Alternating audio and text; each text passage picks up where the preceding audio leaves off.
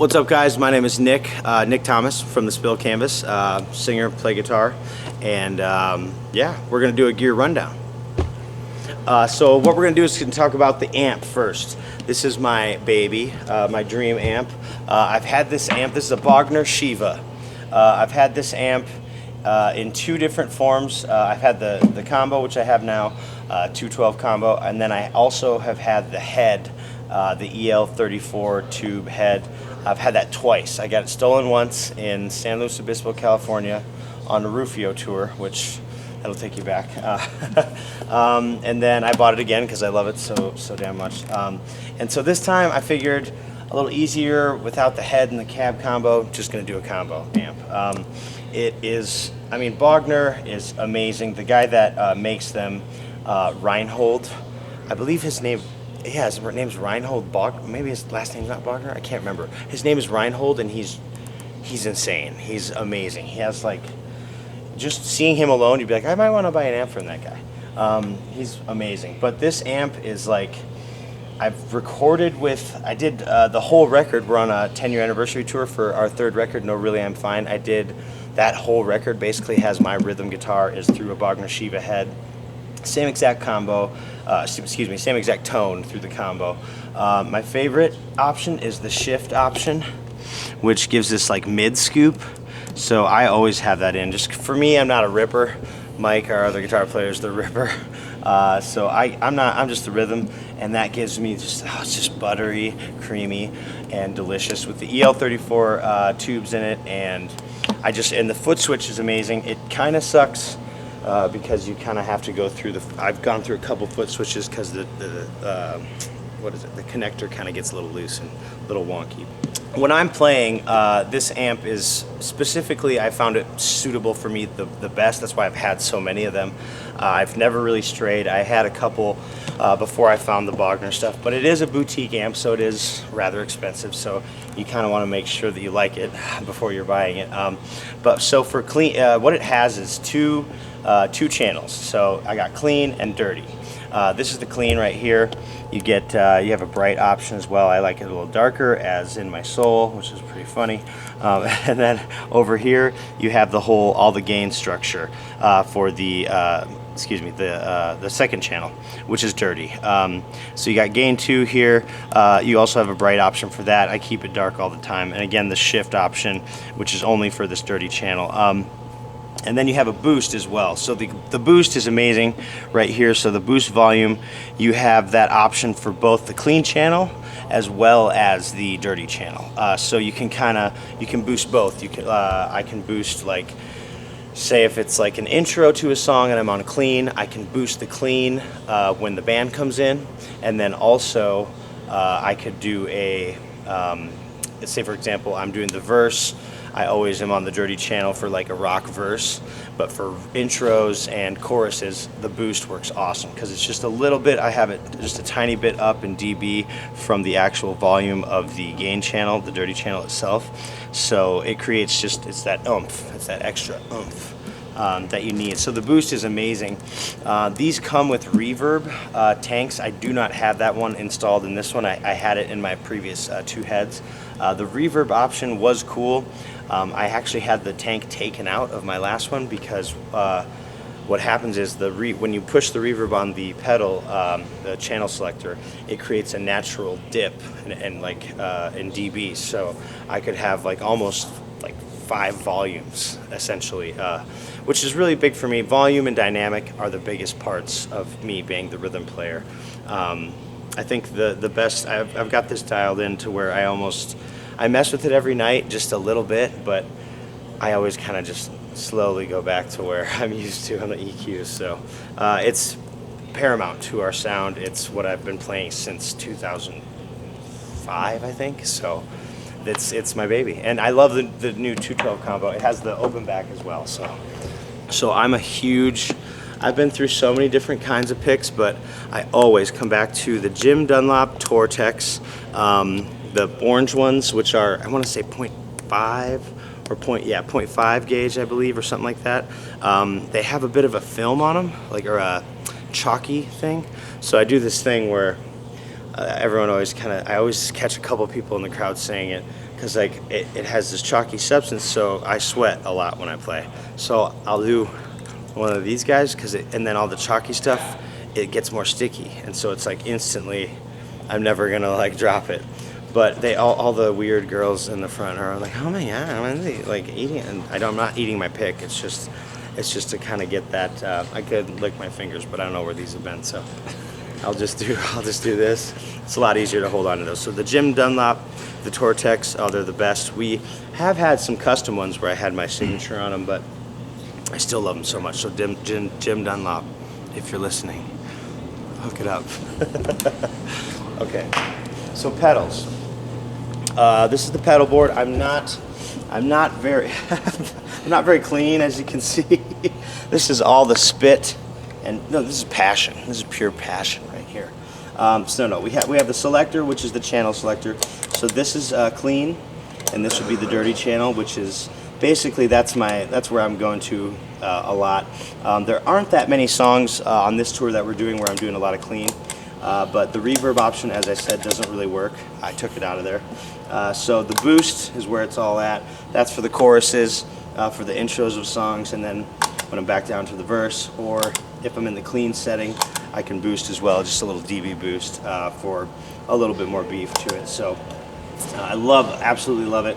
Like I said, these chords get a little wonky. They're specifically Bogner. You can't get them anywhere else. So if ever we're in California and this connector gets a little wonky, I go see my boy Charlie at Bogner, and he's been there for ages, and he's awesome. He always hooks me up with a good brand new pedal. So got that boy. I got the Korg tuner. I've had trillions of these. I've had the Boss versions. I've had all kinds. I lose them all the time. I don't know where my tuners go, but the Korg ones are cool. I used to have a C3PO version, which was all gold, which is amazing. Can't find that anymore. Hopefully today I'm gonna go find another one. But I just bought this in Austin. This is a reverb pedal. Like I said, we don't have any reverb going with the Bogner amp, so I bought this. This is I have no idea how to say this name, but one of my best friends, our old guitar tech, lives in Austin. We met him at his shop, or at the shop that he basically lives at. He was getting his pedal board done, and he was like, you gotta get a wet reverb. It sounds so good. And so I use this. I use wet on songs like Connect the Dots. One thing is for sure, Lullaby, which is at the end of the set. Songs where it's just me by myself. And it just, I'm not the pedal guy really, but this sounds so good. And it's just a touch of, I mean, you can get it sound wacky, which maybe the new stuff will have some of that, but new knobber. I'm sorry guys, your pedal's amazing though. The wet pedal's amazing. It sounds so good. So that's it for my pedals, really. So this is the mic I travel with. It is a brand new Sennheiser E935. I love Sennheiser stuff. I've been traveling with, I've had a couple. The model lower than this, I can't remember what it is, 835. The Sennheiser stuff, just, I really liked it. I've always, I used to have the, what are the ones for the cabs? I'm sorry. The squares, square with CO9s? 609, yeah. I used to have some Sennheiser mics I used for my cab as well. But, so this one I love. However, as you can see, the House Shure SM58. Is that right? SM58? I'm sorry. The SM58 rounded, right? This is a little bit more square and sharp.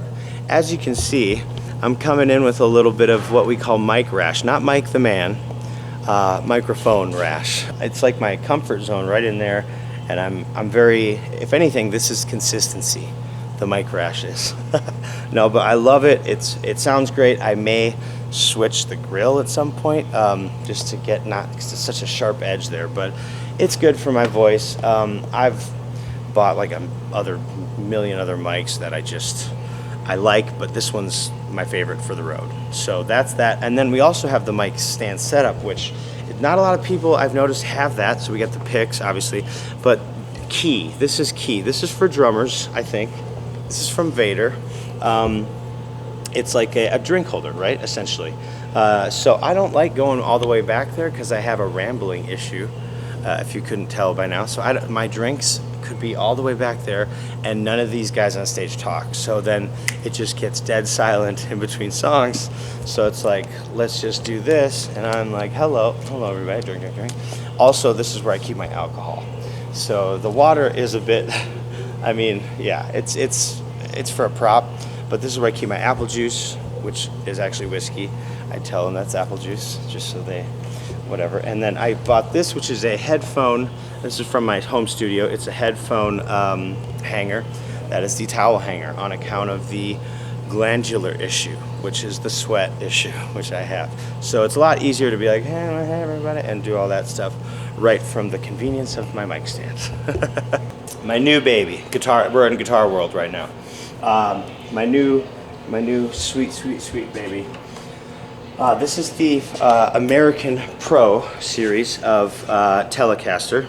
It is an American Tele. They used to never do these. These were always the Mexican versions, or if you're lucky, a Japanese version. But this is the new American Pro Tele, which has the old like 72 kind of layout with the knobs too. They're different with they got the numbers on them, different roll-off knobs than just the straight up, you know, different pots. So this one has the Shawbuckers, which are humbuckers. They're absolutely amazing. However, I am having a little trouble with the neck pickup currently, so which is fine. I only really use the bridge pickup. But these, I really didn't even try it through my amp. I just was like, oh my God, an American-made one. I'm not against the Mexican-made ones. They warp a lot. We're in and out of different climates all the time. The neck is so beautiful, gorgeous. It stays in tune. It's one of my favorite guitars I've ever had. The one cool thing is that it does have, or what I used to do, I guess. I used to, in my other American Teles, I'm just a Telecaster guy through and through, I would put a Seymour Duncan Little 59, which is a, if you know anything about Telecasters, here, I'll show you. I'll pick up this other one here. This one does not have it, but this is just a rental from a pal because I might be buying a new guitar today. So this is just a rental from our good buddy back home in South Dakota. This is just an American Tele, American Telecaster, again, just your standard Pro, but it does have, you can see the amazing cool binding on the back, has the curve in here, which mine does not have. This also has the piezo option. So there's this switch here which has, it's a little bit hollow inside. You have like piezo, which is like an acoustic pickup.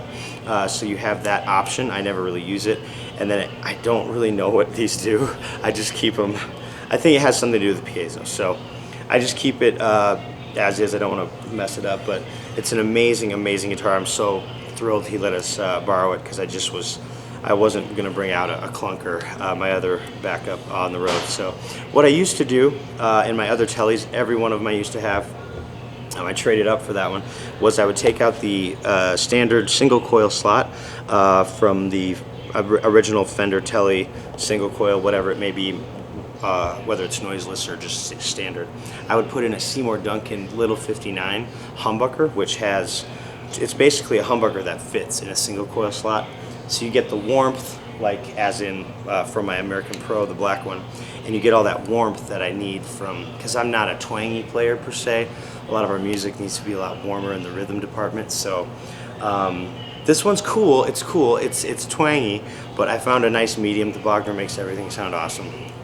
And I only use this on certain capoed songs where I do capos, you know, on 4th fret, 3rd fret, stuff like that, to where actually the neck pickup, which works on this one, sounds phenomenal. So that's the gear rundown for the guitars, man. I love them. I'm a Tele guy through and through, but maybe I'll buy another one today, I hope. So strings. For strings on our guitars, Ernie Ball through and through. I've tried all kinds of different strings. I love DR strings. They are amazing. They're some of the better. I don't want to diss Ernie Ball by any means. DR just they're hand wound. They're very, very good. But I love Ernie Ball. Beefy Slinky is my, which is very heavy gauge. We do detune a half step down because my voice has gotten deeper, and so we've been doing the detuning half step down for since 2007, I'd say. Just a little easier to hit some of those higher notes, and it's just a little more oomph and more girth, I think, to the sound. But Beefy Slinky's where it's at. And it also helped because I started acoustic. I started playing a guitar acoustic. That's where this whole band came from, was me just and an acoustic guitar. So those are heavier strings, a lot thicker. And so when I went to guitar, like electric, I was bending so hard because I was used to playing an acoustic. So there was going, I'm not very graceful in that area. So I had a buddy of mine tell me, just get heavier gauge strings. And I was like, oh, it does, of course. So now I'm stuck in Beefy Slinky land. They're amazing. I know Mike, our other guitar player, is like Clapton, whatever, John Mayer Ripper, and I hate him for that because he's so good. But that's our brand of strings and picks, and capos are just capos. We just find Kaiser capos. Those are the best ones, I think. But yeah, I think that's it.